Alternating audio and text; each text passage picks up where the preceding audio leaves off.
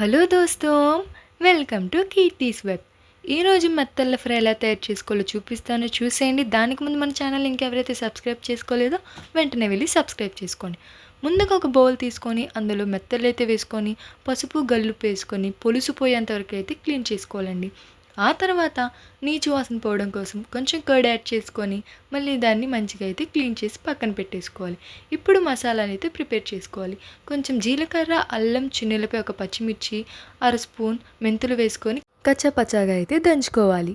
మనం ముందుగా క్లీన్ చేసి పెట్టుకున్న మెత్తలు ఏవైతే ఉన్నాయో దాంట్లో హాఫ్ స్పూన్ పసుపు, 2 స్పూన్స్ కారం, 1 స్పూన్ సాల్ట్ మరియు దంచిపెట్టుకున్న మసాలా ఏదైతే ఉందో అది కూడా అందులో యాడ్ చేసుకొని పక్కన పెట్టుకోవాలండి.